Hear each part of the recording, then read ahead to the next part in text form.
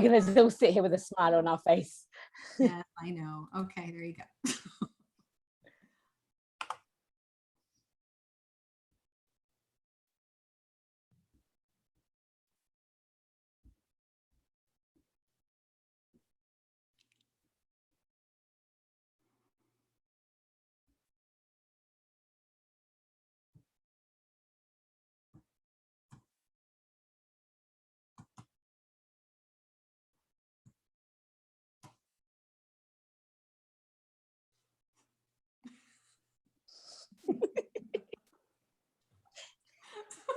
Hello, everyone, and we are live with a super special guest. We want to thank everyone for joining us today. Anthea, take it away. Hey, everyone. Thank you all for being here, and thank you. We have a wonderful, wonderful, wonderful Lisa Winston here. We've just had a moment to speak with her, and already I'm feeling the energy. It feels good, right? So beautiful. Pleasure, such a pleasure to connect with you, Lisa. And I know you are I'm going to say a gifted vocalist, because that's what I've seen of you. That's what I've heard from you. A #1 international best-selling author, which is always something really cool. Woo, woo, woo, woo, woo. And you're a TV host, a producer, an international speaker, an artist. And I know you have your artwork here with you today as well, which is really cool. And you're a resilience coach too. So, I mean, just saying all of that is something quite profound, right? It's like, wow, this life, what it can bring us, and to be able to speak that and say, this is what you do, I feel so blessed. So thank you once again for being here, Lisa. And so shall we open this up so you can tell us a little bit about yourself, give us a little bit of a backstory, and we can take it from there? Yeah, how much time do you have? Oh, we have all the time. As much as you need, sweetie. First of all, I'm honored and grateful to be here, you guys. You are amazing. I love your energy. And I know you said all that stuff, but it's so funny when I listen to it, I'm like, is that me? You know, I'm like, I'm still a normal person. I've got problems like everybody else. You know, I'm me. I'm just doing what I'm called to do. And I, when I hit the bumps, I keep moving. So that's the trick. Yeah. Backstory, gosh, you know, I have people asking me that, and I used to talk about it a lot, but I've really gotten more into, like, you know, getting into the high vibe realm. And so I'm going to sum it up for everybody. Okay. My life was yuck. You know, from the minute I came onto the planet, I was fearful. I was molested at 5. I was gang raped in college. I had horrible things happen to me. I was always fearful. I felt fearful. I was a sensitive, and nobody knew it. So, I never fit in. And so that really made my journey tough. Through high school into my adult life, I had, 2 very toxic marriages. I had a daughter who struggles because of that, and another long relationship where I lost my house to wildfire, was diagnosed with breast cancer 2 months later. And then just after all this, because after all that, I wrote my book, Your Turning Point, right? That was a big turning point. And then Joe and I got together, and that was we could talk about that later, how that all happened. That was definitely LOA for sure. But, then I got hit with neuro-Lyme disease, and he was going through a horrific, it's almost 3 years because it's not completely over yet, divorce. And then COVID. Wow. You know, it's been a hard ride for everybody, but the bigger picture is this: we're all here for a purpose. And my big saying is that life challenges are not here to define you, but to refine you. And so we can either be victims of fate, which I don't believe we are. And LOA has a lot to do with what we attract. It also, there are also different components to that don't make us responsible, right? We're not in control of everything. But we're here to learn lessons. We're here to learn how to be in flow. And my logo now is a tree that bends, because resilience isn't about, toughen up and get through this stuff. It's about adaptability. It's about fluidity. It's about, those trees that are in the middle of a hurricane, and they bend. They might even really bend a lot, right? But they stand, they bounce. But they come back. Yeah. Yes. So it's really about going with the flow. And I'm not saying it's easy. But you can do it. No, and thank you for sharing that with us, Lisa. It's very powerful.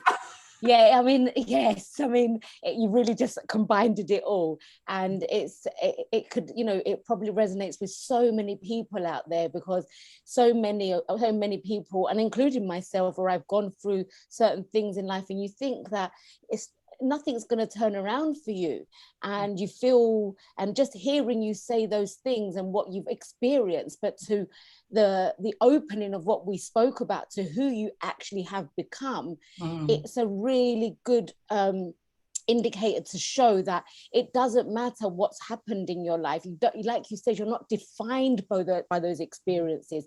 You can still pursue your life and pursue your dreams and desires, and you can still become who you want to become. And with that resilience of going back and forth, and yes, you could near enough hit the ground, or even hit the ground, but you can bounce back again.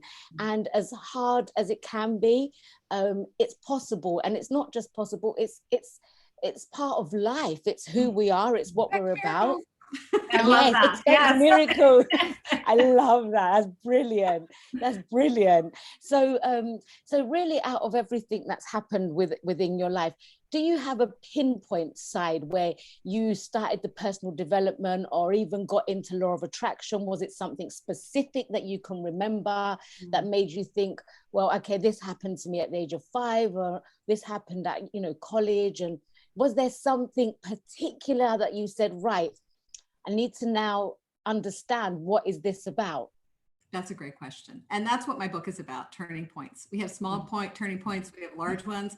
I always say, you know, I hear things, but it takes me a long time. So the universe has to hit me with a universal 2x4 sometimes. Kind of like, you're not listening, you know, you're not listening.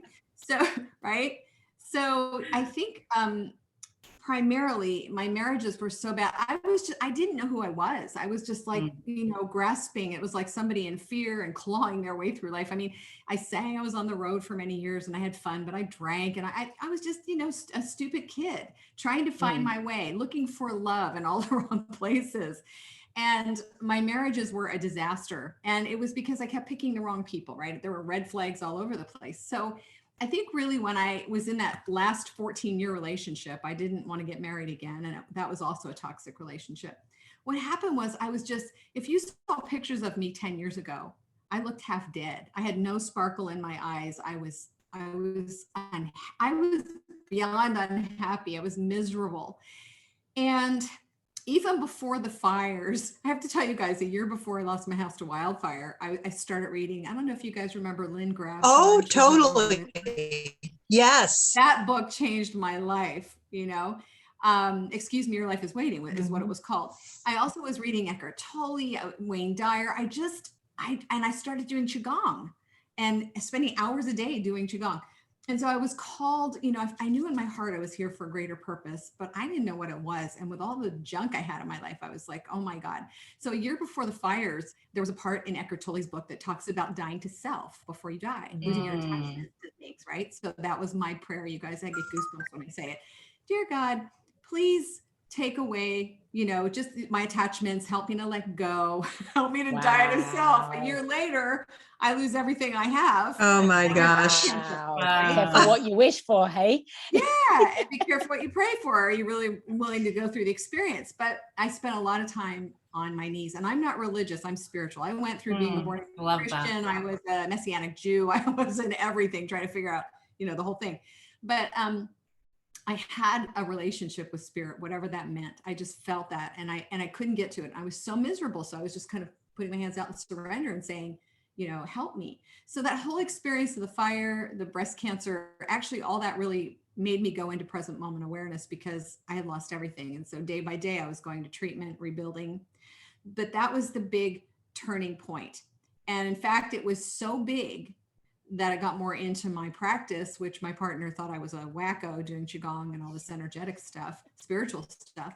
But literally, it propelled me into a point where I made a decision to finally leave after we rebuilt the house. Because, you know, you're waiting to get back into your house after the fire, and you think, oh, it's new and it's amazing. And I walked in and I was like, this isn't my house. This, you know, it didn't feel familiar. So everything was wonky.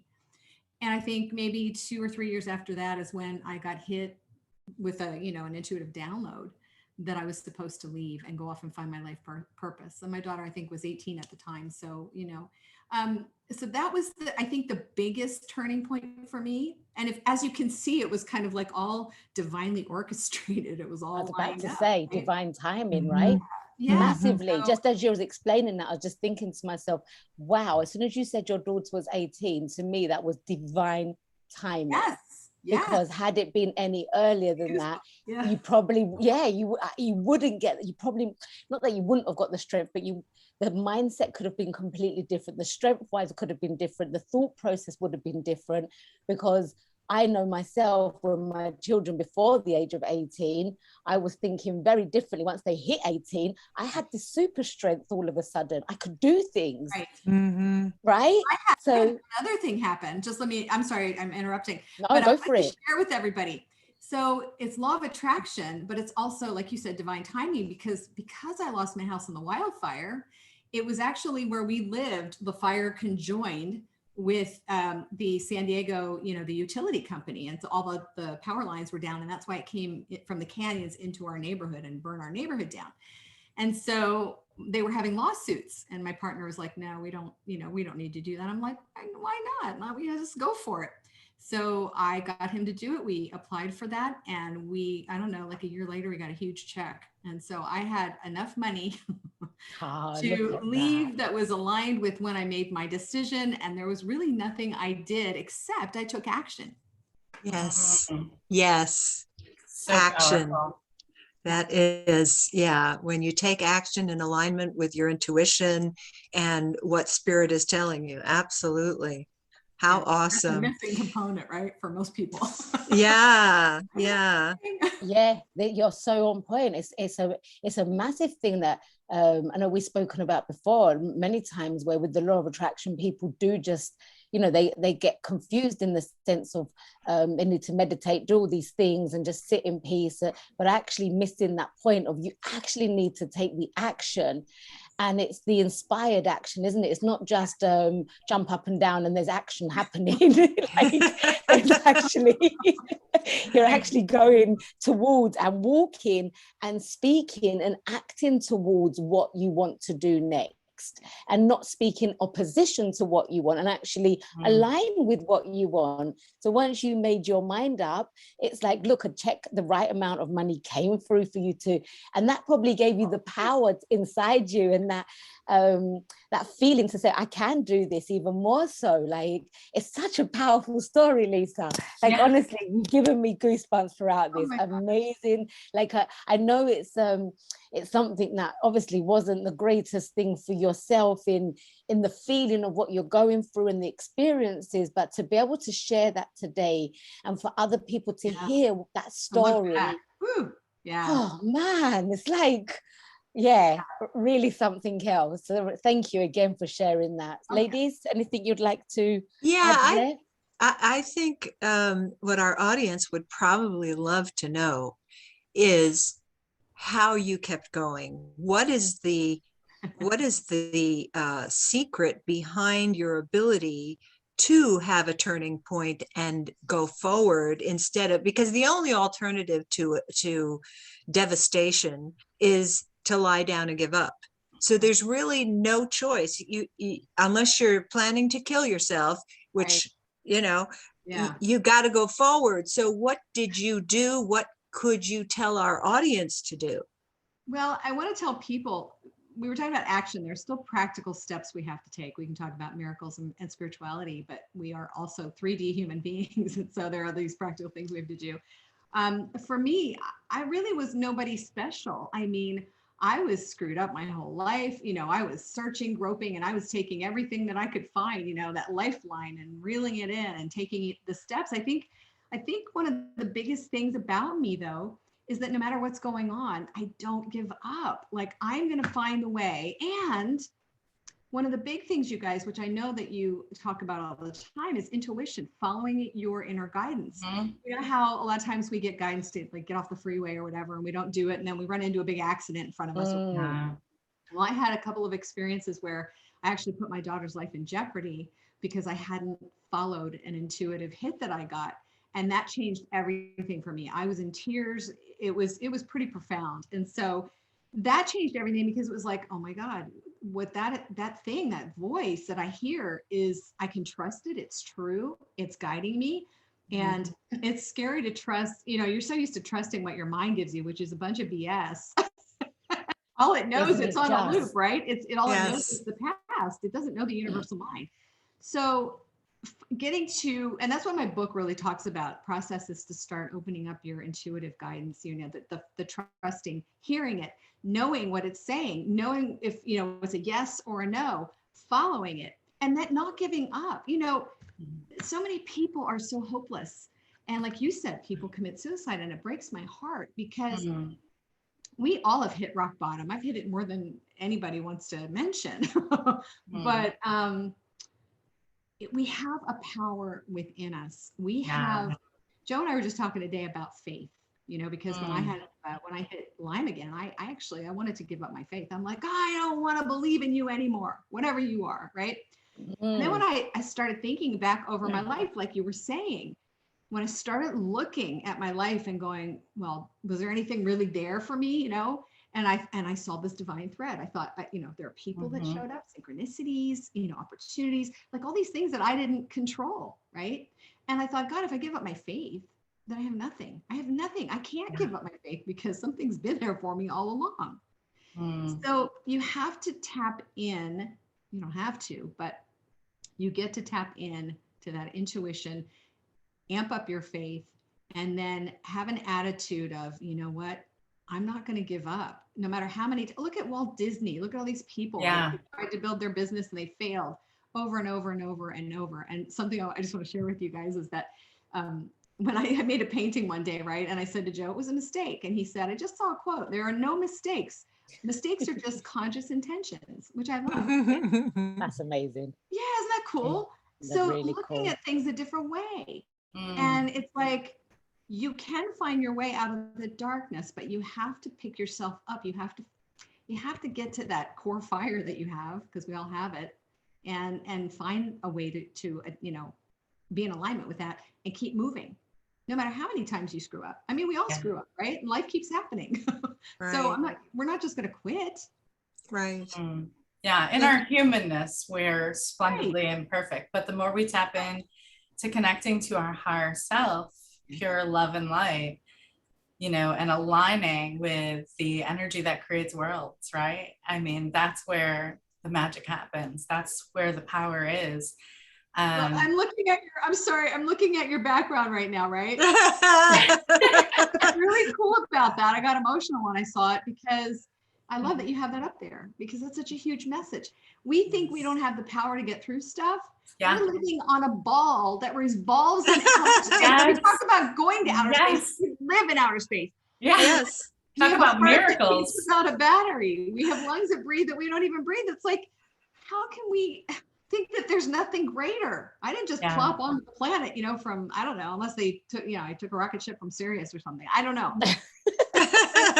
Come on, we are not powerless victims of fate. Yeah. Yes. And I keep interrupting you. I'm sorry, but I saw. Sorry. No, it's great. No, it's great. We love it. Yeah, definitely. It's really good. Yeah.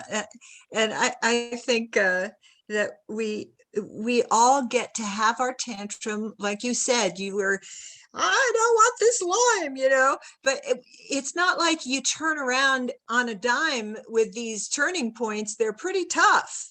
So, you lose a house, holy crap. You get to whine and bitch and moan and, and then pick yourself up. Mm-hmm. I had a guru I followed when I was in my late teens and early 20s. And she used to say how there were times on this ascetic path that she was on that she would storm the heavens. It was like a pressure cooker where she was letting some of the pressure out and just like, God, I don't understand, and then she was able to give yourself 5 minutes, 10 minutes, a day, a week, whatever you need, and then come back. I love that, because that's about honoring your emotions. Yes. When I talk about being a high vibe guide, it's like we can do things that are high vibe, but we have to honor what's coming up, because if we shove them, then we have a Yes. whole new set of beliefs that keep us, sabotaging our lives. So thank you. And it really does, doesn't it? Because I know that when I first come across the teachings, I thought that I just had to be not in any way, I couldn't accept my emotions. I had to just be this high flying, and push them down, push them down, and then when things started to really take a turn, I was in that same situation. But why? I've done everything, I'm practicing, not realizing that actually every time I was feeling, I was not honoring my emotions. I was just suppressing them and thinking that if I suppress them, then they'll go away, because if I just stay happy and high vibe, I'll be okay. But the happiness, keep shining. The happiness was here, but inside was dying, literally. Like the inside felt like someone was squashing inside. So yes, it's a really interesting point there, because I can imagine how many people have come across that and actually feel they don't actually say yes to their emotions and feel what that is, because the way to change our beliefs really is to actually accept the emotion that it is, understand that emotion, and then ask what we would prefer to believe and what could feel better for us, right? And definitely I learned that from Dr. Joe. Yes, for sure. You also attract absolutely. You attract your dominant vibration. So if you're shoving, you're resisting, right? You're not have the flow to attract what it is that you want. So we are energy. We are vibrations. It's law of attraction. So totally important to move through those, when you're feeling triggered and that stuff that's coming up, to move through it, to be able to release it instead of pushing it down and holding it in. Then it stays in our energy. And I just wanted to say a quick shout out and hello to Maquette joining us, and to Cassandra as well. And Cassandra has a great question. What if I have a busy schedule and I don't want to become more tired by doing more, but I want to change? And while you ladies, Lisa, while you meditate on that question, an immediate thought that came for me, and that really has been strong in my spirit lately, is how powerful it is not to shift into the doing, but into the aligning with ease and flow, right? Like just energy. Wow, that's exactly, we are all doers. We just think that if we do more, we're going to have more. But what we end up doing is being exhausted by the end of the day, and we're not aligned with anything good, right? So, I mean, one of the biggest things I want to share with your audience is, again, I do Qigong and I do Donna Eden's energy medicine. And I started that when I was when I collapsed with Lyme. But the thing is that we are energy. And I know a lot, the big thing is that we have to commit. How badly do we want our life to change? Yeah. Because if we really do, then what are we willing to do to take action, some kind of action? And, it takes a while to create a new habit, right? And we're all going, oh, we're going to do this, this, and this, right? But if you're overbooked, you're overwhelmed, you have too much going on, literally, guys, you can put your hands together. When you do the namaste position and you rub your palms together, you're balanced, you're aligned. You can do all kinds of, in Qigong, you kind of like hold a hand here and one over your solar plexus, close your eyes and you breathe. I mean, whatever, you can just close your eyes, just step back and say, you know what? I need to align with something that's more peaceful, because then you can hear your inner voice when you're in the midst of a million things. You're beating yourself up, first of all, for being too busy, right? Yeah. And then you're beating yourself up because you might have one new thing you want to try every day, but you're not doing it. So just be still, learn to be still. And that can be just sitting in a chair, taking a walk, doing something to calm down. Love that. Beautiful, beautiful. And that brings up another really interesting question that we had, which was, are there any daily habits and routines that you find super powerful on your path? Yeah, I love that question. Thanks for asking. Number one, manage your energy. Guys, when I did Qigong and I did it for 3 hours a day, who has time to do that? I don't. Right? Not me. So I like that. Right? How true. It's good to have a toolbox filled with those things, right? So when I do Donna Eden's energy medicine, right, I do this. You just do part of the part of the routine. You tap here, then you tap here, you know, and you tap here for your immune system, you tap here. So you can take pieces, like you don't have to sit and do anybody's full routine. Do something to get the energy in your body moving. And then one thing I've really been working on that you can do any time in the day is future gratitude. Gratitude's powerful. I love that. But I future love that. gratitude. I have a friend who is now making 7 figures. She went from 0 to 7 figures. She's the mother of 7. She's an artist. Wow. And she has 15 notebooks filled with future gratitude. Wow. When you, I'm getting buzzing again, guys. That's always a good Wow. You know, Another tool. Woo-hoo, we love it. Another one in the bag. Gratitude and you know, you're getting out of bed and you're like, yeah, I'm really grateful for my bed and I'm grateful for my toothbrush, me, right? We don't feel it. But even just taking the action of committing to doing it and then saying it, because I've found that even when you don't feel it, if you keep doing it as much as you don't feel it, eventually it creates momentum. And then you get to a point where you're like, oh my gosh, like you all of a sudden this world opens up, right? You see so many things. So act as if it's already happened, guys. Write it down. I am so happy and grateful that my business has taken off and people love my artwork and they're going gaga for it. I mean, even when you do that, can you feel that? Yeah, Yes, totally. Yes. You can just make it till you make it. Yes. You know, and so things like that, they're little tools. Future gratitude and gratitude, as you already know, guys, is like one of the highest vibrations you can create. And most times we're just busy complaining about what's not working. Or too focused on it, and it just sucks the energy and attention. Absolutely. Yeah. Yeah, totally. You said that meeting Dr. Joe was a law of attraction thing. So yes. I know inquiring minds do want to know. We really want to know. Like really want to know. Well, I love to share it because Joe and I both follow our gut. I mean, to like probably more than most people, right? So I interviewed him in 2017, like in April, for one of my summits. And I had about 30 people. I mean, big names. DeMartini was there, a whole bunch of people. And he and I just had this immense energy between us. And then when we were talking, he would say things, right? And I had like almost just like this shift, and you could see it and feel it.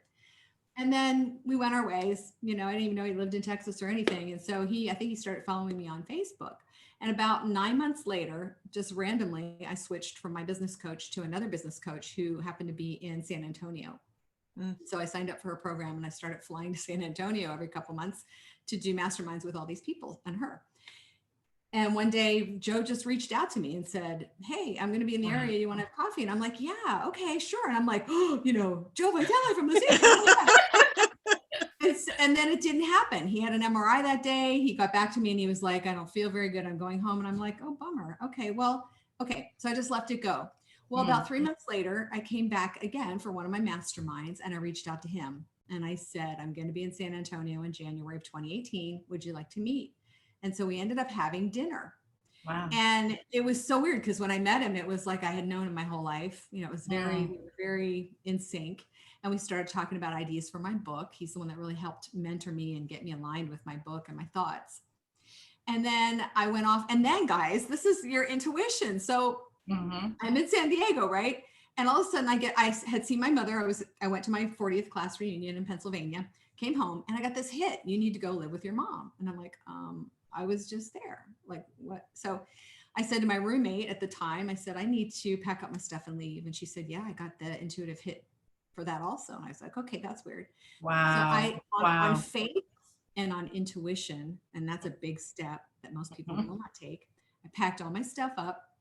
I got in the car and I drove to Pennsylvania, and halfway across the country, my sister calls and says, Mom was just diagnosed with stage 4 breast cancer and she's dying. Wow. So nobody knew but the universe. I said yes. I'm getting chills again. Drove to PA, lived with my mother till she died in May 1st, took care of her every day. And then I stayed and closed up the house. And so in the meantime, Joe and I were just mentoring, and we were getting to be, you know, more, we knew we were soulmates of a sort, whether that meant friends, because he was married, right? And so we just worked together. I think I saw him twice in the period of from February to June or something like that, I flew out for a day and we worked on my book together, and we had fun. We like to giggle a lot together. And so anyway, we wanted to work together. We're both musicians, and we both are writing books, and I wanted to do a live event. And so I dabbled in, should I move to Texas to work with him? And I'm sorry, Texas. I don't like Texas. I don't like the weather or anything about it, right? The chiggers, the scorpions, whatever. Wow. And so I played with it. I was called to move here. I moved here, and then I ended up doing a live event with him in Austin called Own the Stage in November of 2018. It was September or October, November, one of those, I don't remember. But at that point, we knew that there was something else greater for us. And we felt that we were brought together for a greater purpose. And the funny thing is that Joe was married 20 years the first time, and his wife ended up dying. Oh. His second relationship, he was married for about 10, but he was with her for 20. And he's a loving, if you know him, and you do, he's a loving, generous, caring, beautiful being that never wants to hurt anybody. But he knew that he was not called to stay. He was, they were having trouble in their marriage anyway. And that's according to him. If you ask the other source, that's not the case. Yeah. And so he decided to leave, and it's history from there, but I mean, It was funny because he's a guy who's, number one, he's incredibly loyal to people that he loves and he's with. He is loyal to a fault. And so to have somebody that's famous, that has been in a relationship for 20 years, who has an estate and cars and, all this stuff, for them to follow their hit because they know they're getting information and they're following it and trusting it. They don't know where it's going. They don't really even like to think about divorcing somebody is painful and hard. To make that decision is huge. And then to get beat up for it for 3 years and, all the money gone. It was like the worst thing for him, but he was the most amazing person on the planet. I've never seen anybody so gets through stuff like that so well. So the point is this: it doesn't matter who you are. It doesn't matter where you are. It doesn't matter what you're going through. When you know that you're getting this information, whether you understand it, whether it's propelling you into the unknown. The thing is that we try to take things and figure them out. Mm-hmm. Yeah. So powerful right there. For me to be with somebody like Joe was pardon my French, I don't want to cuss, but it was kind of like a mind F. That's what I call it, because it was like, wait a minute, my whole life I thought I was small. I knew I was here for a greater purpose, but it was a very weird thing that happened. And I was like trying to process it. Imposter syndrome? Yeah, I don't know. It's just weird because number one, I guess I felt, I don't even know what to tell you about that. I was like triggered in a weird way. And it wasn't about his money or it was none of that. It was like, and it was so weird because we didn't even know what was happening as it was happening. Yeah. And that's the purity of it though, isn't it? That's the purity, because you don't know it's happening. You just go along with that intuition, as you said, and you're both feeling this energy. You're both moving along. You actually went into work side of things, first of all, because you connected on that level, and then things blossom. And that's what you said earlier on. You just don't know what the universe has planned for you. You don't know. Well, and I also want to mention this, guys, and it's really important. It's like the law of attraction is great and it's amazing and it works. Unless, of course, you've got karma involved, ancestral stuff, or the universe just sees a bigger picture that doesn't include that, right?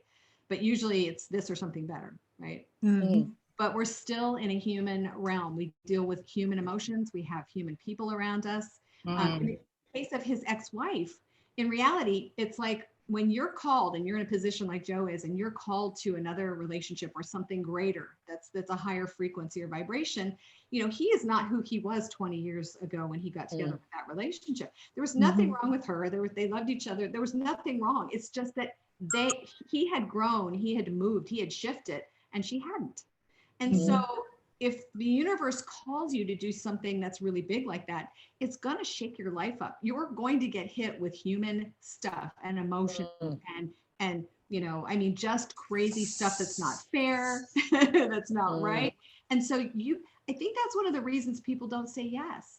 They're afraid of how they're going to get through it. But again, remember, the how-tos are, the universe's problem, not yours.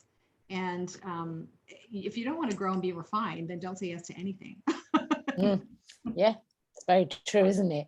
So on the back of that, tell us one of the most amazing, I was going to say one of the most amazing manifestation stories, but I think you might have just told us that. Do you have anything other than Joe, Right? our lovely Joe? I think that is the biggest one in my entire life. It's just like, it's not even something I dreamed, you know, after being in so many bad relationships, I figured I was going to be alone for the rest of my life, and that suited me fine. And I really didn't know, I had an idea of what I was going to do alone, you know? And so I wanted a relationship if that was possible for me, but I've never cared about money. I've never gone after rich guys, or, you know, anything like that. I'm not a gold digger. So it really hit me out of the blue. And again, it was unbeknownst to me, but I had the intention that I wanted to be on my path, that I wanted to be in service, that I wanted to, you know, have a better life than I had had previously. Yeah. I wanted to build my business now. Who I was at. So I feel like when you're more focused on becoming more and where you're going, where you want to go, and that's all you focus on. Because in 2017, I was with so many coaches and I was traveling. I was in leadership training. I was a coach for leadership. I was just like all in. I'm going all in because I'm going to work this out, you know, however it's supposed to do it. And in that time, it's when everything just started moving and shaking, and I wasn't even aware of it. I was just doing my own thing. So I think if you focus on what you want too much, I don't think it comes to you, or it doesn't come to you quickly. Well, you said something key, which is that you wanted a relationship, but it wasn't your main focus. It was like, that was a vibration inside of you that higher power, subconscious mind, whatever you want to call it, the law of attraction heard you, and you had enough desire for it, but then you were releasing it to the universe and doing your thing and loving yourself. That's it, right And there. that's really it, you know? Yeah, you were focused on loving what you were doing. And that's I really think is the key, that if you're loving your life and like following your path, the amazing things that align from that, you know, those deep desires that you've always had, all of a sudden it's like different things are attracting to you when you're in that energy. But you talked about desires, and I want to be clear with people. We can have desires, but we also have expectations. Expectation can be looked at two ways, right? You can expect something wonderful to happen, but a lot of times our expectations are, we're impatient. We want it to look the way we want it to look. We want it to happen in the time frame that we want it to happen. And when it doesn't, it's like, well, I'm not going to do this. Law of attraction doesn't work. So the thing is like you said, releasing, letting go, trusting, just moving on, and, you know, minding your own business and doing whatever it is you're doing, and letting go of any expectation, because you don't know what the universe has. You don't know. You can't see it or understand it. And the world is unknown, isn't it? It's like so many of us, so many people have fear of what's going to happen. They don't want to, like you said, they're not saying yes because they're fearing the unknown, but actually right now is unknown to us. We hadn't met you previous to this. We didn't know what was going to happen. So we've just, it's all, as you said before, it's that faith, isn't it? Like you answered earlier on. And if you can keep the faith, then that's what keeps you going in life, right? You know, being here, right now. I don't know, once we finish this interview, who knows what's going to happen next? None of us know. No, I always say I could drop on this call and nobody would ever know it, you know? Can I bring up one other thing real quick? I don't know how much time we have. We have around 20 minutes. Okay, I just want to share with everybody, and I have senior moments sometimes, so bring me back. The Lyme has just really affected my brain in a lot of ways, and plus I'm getting old. But look for the good, right? I want to remind people, like when I was going through Lyme disease, and you know, we tend to complain because we're scared and we don't feel good, or in any situation, right? We can put our focus in a certain place. And I remember one day when I wasn't feeling well, and during the Lyme journey, it was crazy because I went through a month of the dark night of the soul. And then I decided, you know what, I'm picking myself up and doing whatever it is that I can do. And so I did Qigong energy work. I painted angry pictures. I danced to Jason Mraz. I did all kinds of crazy things, you know, to try to elevate my vibrations, because elevation is key, right? And I did affirmations. But Joe said to me one day, he goes, well, you know, you're complaining about what's not going on. He goes, what's not right? He said, well, what's working in your body? And I looked down and I went, oh my God, my nails are going. And from that moment on, that was a shift. Again, we need these like pattern interrupts. That's why it's great to live with somebody who actually gets it, right? Because they can remind, we all need reminders. But the thing is that we're always, okay, you guys already know this because Joe says it all the time, but he says, what are you expecting? Crap or something better? And so oftentimes we're just so immersed in our old patterns of looking for or expecting what happened before. I'm getting, I don't deserve this, or something bad's going to happen. I know it. And I don't know if you guys know our dear friend Nendi Odland. She has a book that's called What If It All Goes Right? I've heard this. You guys can also get this. It's a great tool. As a matter of fact, Joe and I are on the board of her nonprofit. We believe in it so much. And what she talks about is that we generally in life play the what if down game, right? What if it doesn't work? What if I don't have enough money? What if I don't get better? What if? But when you play, just like with future gratitude, you have to play with it, start it, to set the intention. And if you start saying, well, what if it goes right? Or what if I get better faster? Or what if something better comes along that I couldn't imagine? Again, it's elevating your vibrations. And law of attraction is you attract your dominant vibration. So start looking for the good. Whether you believe it or not, whether you want to or not, if you want to change your experience, then you have to take action and do something different. Yes. So powerful. It's those daily habits, isn't it, also? And you're so right. So many will say, oh, what if this doesn't go right for me? And actually, I think something that I've noticed in my life is the more I focus on what I've got and what I enjoy and what keeps me happy, the little things throughout the day are so amazing. Just silly little things. Like I was saying to Dr. Christina earlier on, I went to a restaurant on Friday and I just said, oh, I want like some like chips with my food. And as I'd said it, I went to go and order it and someone said, oh, I've just got chips and I don't actually want them. There they go, right? And then I said, oh, I would really like a plate because there was some ketchup and mayonnaise in pots. And I thought, oh, I could do with a little plate for that. So I said, oh, I could really do with a plate. As I just finished saying it, a plate came my way. And then I said, oh, I'd really like some water. And before I even finished saying that, someone brought a bottle of water. And it just continued like that all night. And I was like, this is life. This is how, you know, you can experience life this way. Yeah. And I remember times that it wasn't like that, but through practicing and using those daily habits and taking that time out in the morning. And like you said, looking down on your body and saying, well, what is working? What is good? That opens up a whole new world, like literally from moment to moment. So I think so many of us look for the bigger picture, don't we? Like, oh, but this hasn't happened yet. But actually, every moment, as Dr. Joe says, is a miracle. So being alive, speaking right now, just being able to communicate and all over the world, as we said from before, right? So we're cool. all over the world. Like that in itself is something magnificent and beautiful. And if we can bring ourselves back to say, like, you know, thank you for where we are and thank you in advance, like you were saying, what a difference it does make to our life. I think it changes so much. And you get to experience better relationships, like you had said yourself. You know, you've gone from these relationships that did not serve you, but did serve you in the same breath, you know, right? So it's like the two ends of things. So if people are going through things, I think it's so important to realize that everything's happening for your advantage. So, and something wonderful is coming from that. It's, you know, it might not be right this second, but if you open yourself up and allow, it could be in 5 minutes time.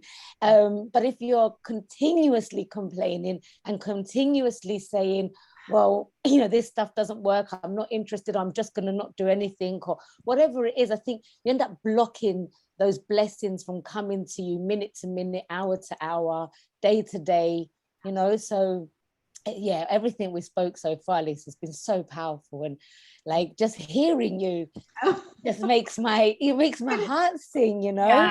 Like honestly. I have a question, Lisa. Did I interrupt you? Were you going to say something? No, I finished. Okay. All right.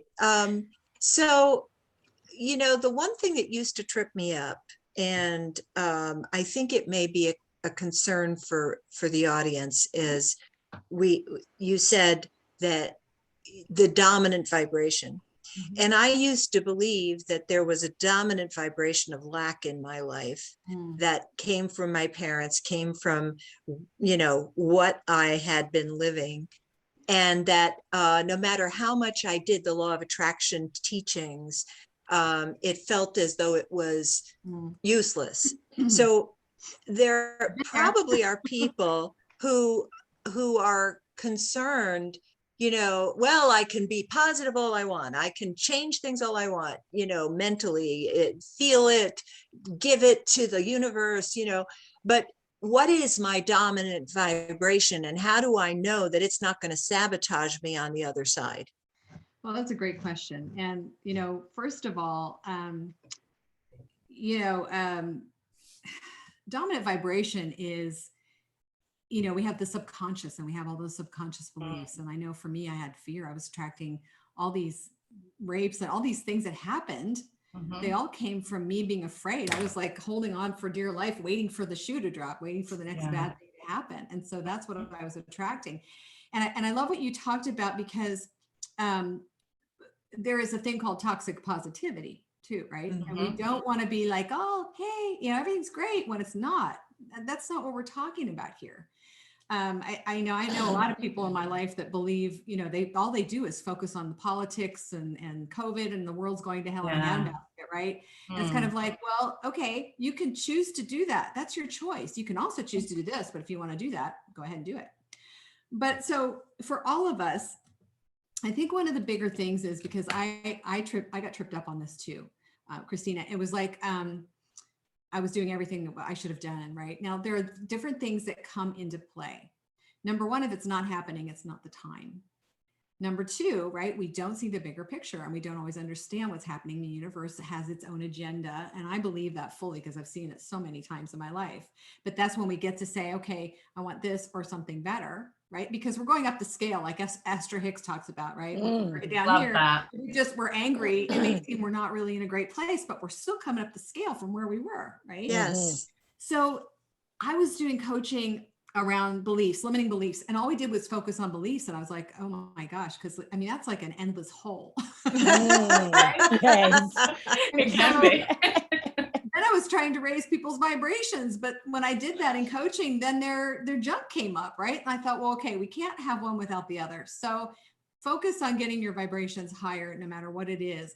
But look for what you're attracting in your life, because that will show you, what's going on in your dominant vibration. If somebody comes into your life that disrespects you, look at that. Or if you have situations come in over and over, and then address it. Like I'm doing a lot of meditations right now for trauma, and I'm working with somebody on trauma because I have a lot of trauma and past life trauma too. It's kind of like the culmination of it, right? I'm getting to it. You can do tapping. Tapping is really a powerful way, right? Yes, To get the energy moving. And We teach that. I'm buzzing again, guys. Every time I get the buzz, it's a yes. It's just, you can't, like we were talking about earlier, we can't have this stuff happen and resist it or suppress it. Because it's still there, it's still going to come up. You don't need to focus on it, but do something, take some kind of action. Even Joe and I, like when we get stuck, because he does a lot of this stuff too, tapping, Ho'oponopono, all these other things, right? But when we get stuck, we have people that we go to help us see the things that we can't see. Yes. So coaches need coaches, Yes. people need other people. So you can do some of this yourself, but you can't do all of it yourself, because there's things that you are just not ready, willing, or able to see. Stuff in your blind spot. Yeah. Blind spot, so right? Powerful. Yeah. So just know that, your vibrations change daily. Things come up and you have to address them as they come up. There's nothing wrong with you. But get the help you need. Do something to disconnect that pattern interrupt. Stay positive, not toxically positive. Don't go like not Pollyanna. So, yeah. Well, but even Pollyanna. Yeah, I mean, Joe's like loves Pollyanna. He was like, she was on a course to, be positive, and no matter what anybody else said. And so there has to be a balance. There has to be a balance. Yeah, for sure. Yes, definitely. that was a great question. I hope that answered it to a certain degree. I think so. And certainly I want to encourage our listeners, if they have more questions about that, please share it in the group. And but I would love to hear about the writing of your book. It's such a great title. Yeah. And obviously it came from personal experience. There's no question about that. So tell us about that and the development. Oh, thank you for asking. It's so cool to go back and remember all this stuff, you know. When I lost my house to wildfire, I'd lost all my computers. I mean, we had 10 minutes to get out and we lost everything. Except the dog and the kid. Wow. But I mean, we walked out without even a toothbrush, and I don't think I even had shoes on because the flames were coming in the garage and everything. Wow. So I lost all my computers, and I had, you know how we all start books or ideas and we have everything down. And so literally all my artwork, all my music for my band, all of my writings, everything was gone. Wow. And so at the prompting of my daughter, probably a year later, she was like, Mom, you got to write again and do music again and all that. And I started doing it. So I started getting ideas, but I really lost my steam, you know? And I thought, I knew there was a book in me for the longest time. And people would say, you need to write, you need to write. So a couple of years later, I did a collaborative project with somebody. And it was kind of cool because I wanted to be a published author. I didn't like my chapter after I read it. I was mortified by what I wrote, but it was where I was at the time. And it kind of gave me the beginning of, you know, getting into something. And a lot of people do that. Became a published author. And then I thought, well, this isn't my book. Like, I can't go around really to, you know, do a book signing because this is me and 23 other authors. So then I kept just having ideas. And really and truly, guys, when you are in a space, I have to tell you, I don't always know how it happens. But when I chose to go back to be with my mother and take care of her, and Joe and I, our energy, I guess, was combined a long time ago before we even knew it. There was stuff happening and I was opening. When I got to Pennsylvania to take care of my mother, my vibrations were off the charts. As a matter of fact, I've never had anything happen like that before, where I was so aligned with the divine. I'd be driving down the street and I'd break out into tears and I'd be bawling and I'd pull off the road because I felt the love of the divine. I'm getting emotional. I felt the love of the divine so deeply, and I had never really felt it to that degree. So I was so aligned with, it was just like the universe opened and I was like in heaven, you know? So everything that was happening was so divinely orchestrated. And that's when you know it's supposed to happen. And so Joe and I got together, we came up with some, you know, titles, chapters, and I would email him back and forth. And all of a sudden it just all came together. I went to live with my mom. I got up every morning. I committed to writing. And having somebody help you write your book, by the way, is a great idea. Only in the sense of getting your thoughts together, because really it's about getting a title, which you can do later. You can put them all down. Chapters, like, what do you want to talk about? Right. And then when I was there, I channeled the book. I think there were about 2 chapters that I got super stuck on, you know, and then I just kind of moved my way through it. But every morning while my mother was dying, I sat there with a cup of coffee and I just channeled this book. Like, sometimes I look through chapters and I go, where did I get that? You know, it's pretty cool. So, and that's when my TV show fell in my lap. Like, all these things were falling in my lap. And so you can sometimes get to that space. I don't think it's something you can, to get that high, I don't think it's something you can force. I think it's something that actually, that's supernatural. That has to happen for whatever reason. That's one of those things where you're just, it's time, you know, it's time. So writing my book was so cathartic. I mean, it was hard, but I was able to look back over at my life and see the lessons. And then I was channeling processes for people to actually go back in, even like back to the womb, you know, really energetic, spiritual things where you have to sit and really feel into what you're getting. And so when I was finished with it, I was really excited because I thought it was good. I mean, I was pretty authentic, almost too much. I was very transparent in certain places. And I thought maybe I shouldn't have said that, but I wanted to have people know me, you know? And so I think the energy's changed. So my next book will be different. It's going to be called Be Brave Enough, just for today. And Joe and I are actually working. Oh, that's awesome. Oh, that's beautiful. What a great title. But you know, everything happens in its time. And even if you write a book that you think, well, that doesn't really apply anymore, it's still part of your journey. And your message is important. So I've done that. Written a book that I thought doesn't apply anymore. And I've just been pondering, what do I do with it? do I go in and edit and change, or do I leave it? And it's been playing on my mind for like a year and a half now, and I will make a decision about it. I've just kind of left it there, but I've started other books. So, but yeah, that's really powerful to hear that, the way it does come together. And I know I was actually with Dr. Joe and Chuck Pennington, they done a book together, The 5 Questions, and I was part of that, watching that happen. And that was quite profound to be part of that, to hear from beginning to end how they just took the whole journey of the book. And that what a great energy them to have together as well. It was brilliant. So yeah, it's if people do want to write a book, it's definitely something that you should get going and do, right? Take that action. Time's short, and you're going to help somebody out there needs to hear your message. Mm-hmm. And none of us here are going to write 85 books like Joe, but no. No, I beautiful. will. But get your big one out, the big one, the important one. Yeah, what a beautiful gift to be able to transmute messages that can help people in their life, and the power of picking one book that speaks to your soul and helps you change your complete path of life. It's so powerful. So you've done so many amazing things. You have the most gorgeous and beautiful energy. Really such a blessing. Yeah, we super love you. Do you have anything else? I'm working over here so I can see. What? What's so beautiful is how much you're just so yourself. So real. Yeah. So nice, isn't it? But your energy just shines. It's just I'm shining because of you guys.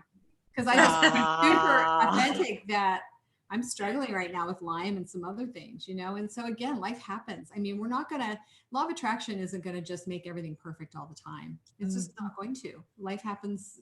We have ebbs and flows. And so, there's a purpose for all of it. So I think when we lie about our situation and try to show up all rosy, now when I get on calls like with you guys, I get jazzed. This raises my vibrations when I do this. Doesn't it though? Exchanging energy.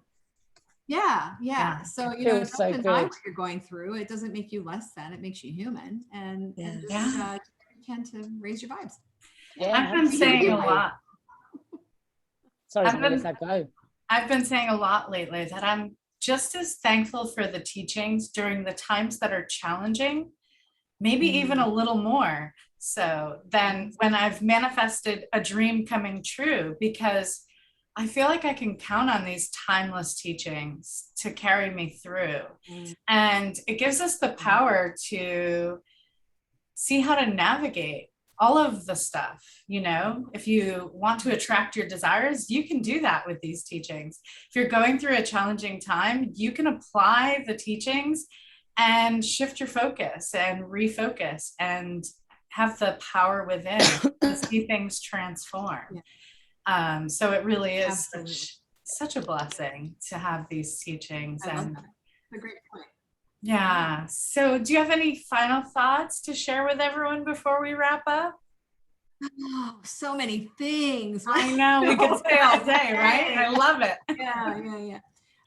A couple of things. Number one, what's coming to mind, I loved The Secret. That was one of the most life-changing movies for me. But I remember they talked about the big genie in the sky. And I thought, well, it's not exactly like that. It can be, things can happen. But again, we need to really get out of our own way, take the actions that we need to take, be patient, and allow things to align. I mean, I don't like thinking that God is, or a spirit or the divine or source or whatever you want to call it, is like, you do this and I'm going to, no. I mean, I have respect, right? The universe controls a lot of things that I can't control. I mean, I'm going to leave the planet one day and I have no control over that. So that, and then also, guys, you have so much more power than you know. You are so much more courageous. You have the universe at your disposal. Start thinking about the miracle that you are, and do your future gratitude and your gratitude, and tap into your power. You're not powerless. Seriously, you are so loved. You're here because the divine loved you, not because you just you were like part of the Big Bang Theory. You know what I mean? Yes, thank you for saying that. Yes. Yes.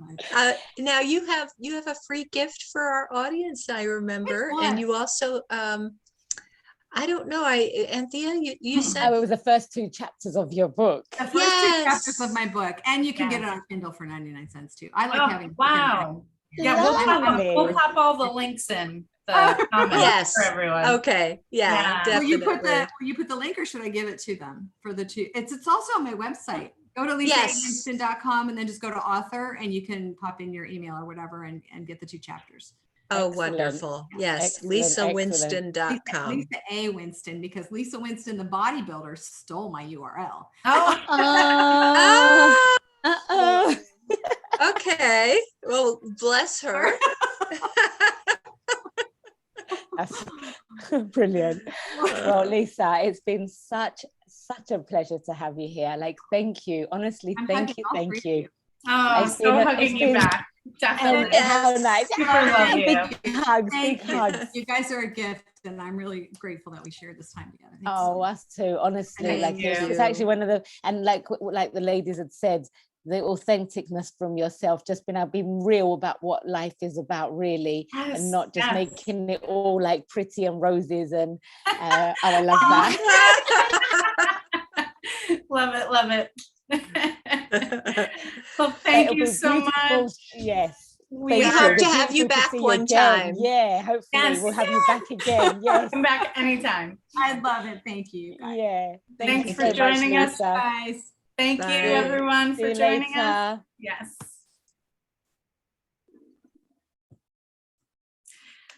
Yay, we done it. Fun, and it went too fast.